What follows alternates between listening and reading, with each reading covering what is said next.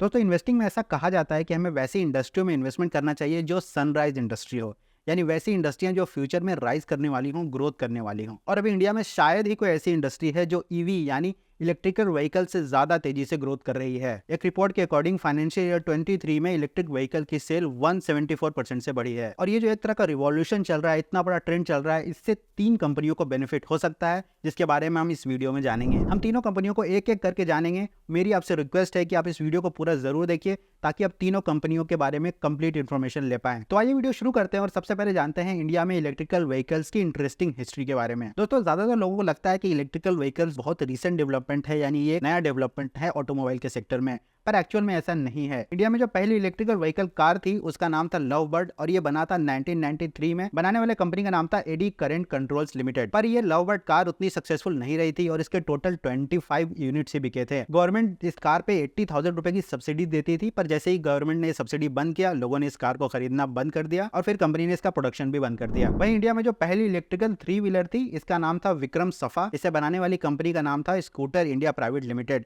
और ये 1996 में लॉन्च हुई थी। ये 3 व्हीलर भी उतनी सक्सेसफुल नहीं हो पाई और इसके टोटल 400 यूनिट्स ही सेल हुए थे।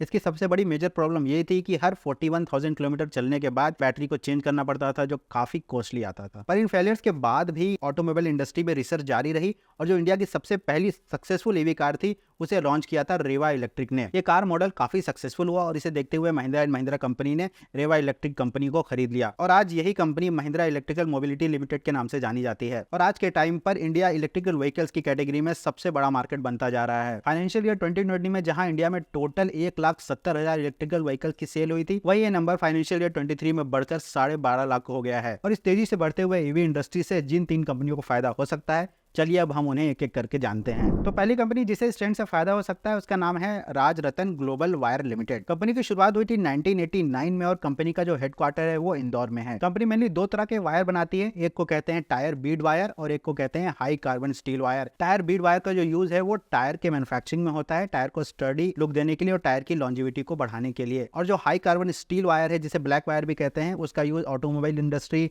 और कंस्ट्रक्शन इंडस्ट्री में होता है। कंपनी के 2 प्लांट्स है, एक प्लांट इंदौर में पीथमपुर में है और दूसरा जो प्लांट है कंपनी का वो थाईलैंड में है। और कंपनी ऐसा बोलती है कि जो कंपनी का पीथमपुर का प्लांट है वो दुनिया में सबसे बड़ा tyre Beed wire manufacturing plant है। वही थाईलैंड में ये कंपनी टायर बीड वायर बनाने वाली एकमात्र कंपनी है। कंपनी अभी फिलहाल एक्सपेंशन मोड में है और कंपनी ने हाल में ये डिसीजन लिया है कि वो चेन्नई में अपना नया प्लांट लगाने वाली है, जिसके लिए कंपनी अगले 2 सालों में 300 करोड़ रुपए इन्वेस्ट कर रही है। कंपनी के क्लाइंट के लिस्ट में सारे बड़े टायर कंपनियां आती हैं, जैसे एमआरएफ, अपोलो, सीएट। ये सारी कंपनियां बहुत टाइम से राजरतन ग्लोबल वायर कंपनी की क्लाइंट्स हैं। वही मार्केट शेयर की बात करें तो इंडिया में कंपनी का मार्केट शेयर लगभग 46% है और थाईलैंड में मार्केट शेयर 28% है। कंपनी के फाइनेंशियल्स की बात करें तो पिछले 5 सालों में कंपनी ने अपने रेवेन्यू को 395 करोड़ से बढ़ाकर लगभग 900 करोड़ रुपए कर दिया है। वहीं कंपनी ने अपने प्रॉफिट को इसी टाइम में 17 करोड़ रुपए से बढ़ा के 100 करोड़ रुपए कर दिया है। कंपनी का जो आरओसी और आरओई है दोनों पिछले 3 सालों में 30% से ज्यादा है, तो ये बताता है कि कंपनी अपने बिजनेस में काफी स्ट्रांग है। कंपनी लगातार पिछले 9 साल से प्रॉफिट बनाती आ रही है और कंपनी का जो ऑपरेटिंग प्रॉफिट मार्जिन है वो भी 15-18% के आसपास ही रहा है, तो ये बता रहा है कि कंपनी अपने बिजनेस में स्टेबल भी है। फाइनेंशियल स्ट्रेंथ से देखें तो कंपनी का जो डेट टू इक्विटी रेशियो है वो 0.5 है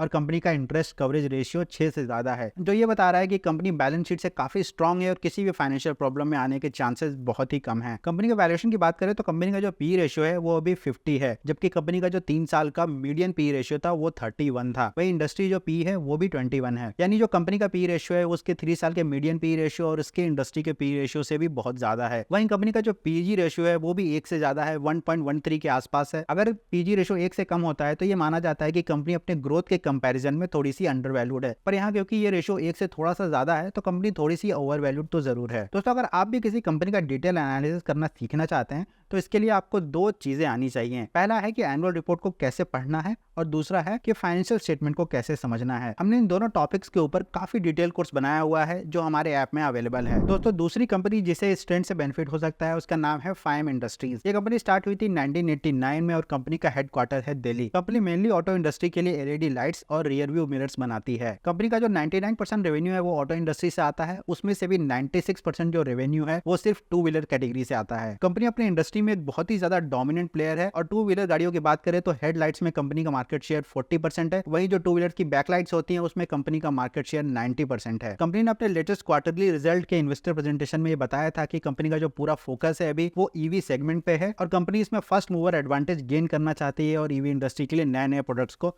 लॉन्च करना चाहती है। इनफैक्ट जो ओला की इलेक्ट्रिक स्कूटीज हैं उनके लिए सारे के सारी एलईडी लाइट्स की सप्लाई यही कंपनी करती है। दोस्तों कंपनी का प्रेजेंस काफी ग्लोबल है। इंडिया, इटली और जापान में कंपनी के total 9 manufacturing and design facilities हैं। कंपनी का फाइनेंशियल परफॉर्मेंस की बात करें तो कंपनी का जो 2018 में रेवेन्यू था वो लगभग 1240 करोड़ के आसपास था, जो लास्ट ईयर बढ़कर 1850 करोड़ के आसपास हो गया है। कंपनी का पिछले 3 साल का आरओसी लगभग 20% के आसपास रहा है और 3 साल का जो आरओई है वो 15% के आसपास रहा है। कंपनी का ऑपरेटिंग प्रॉफिट मार्जिन की बात की जाए तो ये काफी स्टेबल रहा है और पिछले 13 क्वार्टर से लगभग 11 से 13% के आसपास रहा है, जो बताता है कि कंपनी का बिजनेस स्टेबल नेचर का है। वहीं कंपनी का फाइनेंशियल स्ट्रेंथ देखें तो कंपनी ने अपने लेटेस्ट क्वार्टर में ये बताया था कि कंपनी ने अपने डेट को 0 कर दिया है, यानी कंपनी बिल्कुल डेट फ्री हो गई है। अब बात करते हैं कंपनी के वैल्यूएशन की। कंपनी का जो अभी करंट पी रेशियो है वो 18 के आसपास है, वहीं कंपनी का जो 3 साल का मीडियन पी रेशियो था वो 17 था, तो उतना ज्यादा वेरी नहीं कर रहा है। कंपनी का जो अभी का वैल्यूएशन है वो उसके 3 साल के मीडियन वैल्यूएशन के आसपास ही है। पर अगर इंडस्ट्री पी की बात की जाए तो इंडस्ट्री पी है लगभग 33, जिसके कंपैरिजन में कंपनी का पी रेशियो जो 18 है वो काफी कम लग रहा है। वहीं जो कंपनी का पीजी रेशियो है वो भी 1 से कम है, 0.81। कंपनी का वैल्यूएशन है वो उतना ज्यादा नहीं है, फेयर वैल्यूएशन के आसपास कंपनी मिल रही है। कंपनी का जो पी रेशियो है वो भी अपने 3 साल के मीडियन के आसपास है और कंपनी का जो पी रेशियो है वो इंडस्ट्री के पी रेशियो से लगभग हाफ है। तो आइए अब चलते हैं लास्ट कंपनी के ऊपर, जिसका नाम है प्राइकॉन लिमिटेड। तो इस कंपनी की शुरुआत हुई थी 1974 में और कंपनी का जो हेडक्वार्टर है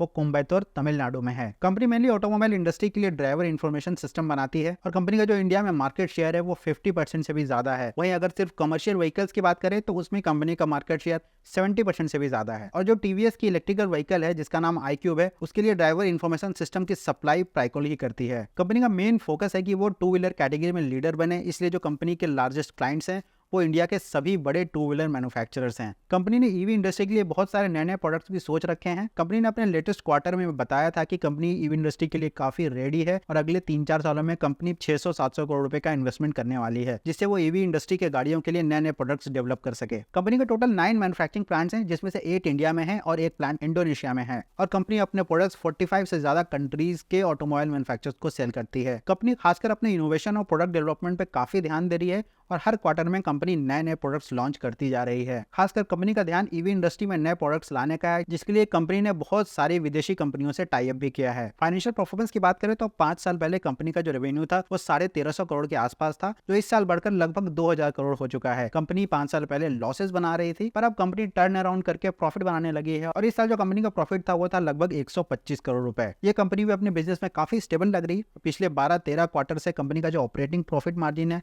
वो कंसिस्टेंटली 11 से 13% के बीच है। कंपनी के आरओसी की बात करें तो पिछले 3 साल में कंपनी का आरओसी 17% के आसपास रहा है और कंपनी का जो 3 साल का एवरेज आरओई है वो 13% के आसपास रहा है। कंपनी का जो डेट टू इक्विटी रेशियो है वो 0.12 है, यानी कंपनी के ऊपर बहुत ही कम डेट है, क्योंकि कंपनी अपने बिजनेस से इतना प्रॉफिट बना रही है कि कंपनी को ज्यादा डेट लेने की जरूरत नहीं पड़ रही है। कंपनी का जो इंटरेस्ट कवरेज रेशियो है वो 9 है, यानी कंपनी अपने इंटरेस्ट का पेमेंट काफी आसानी से कर सकती है और कंपनी का किसी भी फाइनेंशियल प्रॉब्लम में आने का चांस बहुत कम है। कंपनी का वैल्यूएशन देखें तो कंपनी का जो अभी पी रेशियो है वो 35 के आसपास है, जबकि कंपनी का जो पिछले 3 साल का मीडियन पी रेशियो था वो 28 के आसपास था, यानी कि कंपनी अपने पिछले 3 साल के मीडियम वैल्यूएशन से थोड़ी सी ज्यादा प्राइस पे हमें मिल रही है। वहीं कंपनी का जो पीजी रेशियो है वो बिल्कुल 1 है, मतलब पीजी रेशियो के बेसिस पे कंपनी ना ओवर वैल्यूड है ना अंडर वैल्यूड है, बिल्कुल फेयरली वैल्यूड है। कंपनी का अच्छा परफॉर्मेंस को देखते हुए एक बहुत इंटरेस्टिंग चीज हुई थी। एक जो दूसरी लिस्टेड कंपनी है इंडिया में, मिंडा कॉर्पोरेशन, उन्होंने लगभग कंपनी के 400 करोड़ रुपए के शेयर को ओपन मार्केट से बाय किया था, जिसका मतलब यह है कि मिंडा कॉर्पोरेशन कहीं ना कहीं प्राइकॉन लिमिटेड को बहुत अच्छी कंपनी मानती है। तो दोस्तों ये था हमारा आज का वीडियो। आपको यह वीडियो कैसी लगी हमें कमेंट करके जरूर बताइए। अगर आप किसी और इंडस्ट्री या किसी और कंपनी का एनालिसिस चाहते हैं तो आप कमेंट करके हमें उस इंडस्ट्री और उस कंपनी का नाम बता सकते हैं। थैंक यू सो मच दोस्तों, मिलते हैं नेक्स्ट वीडियो में।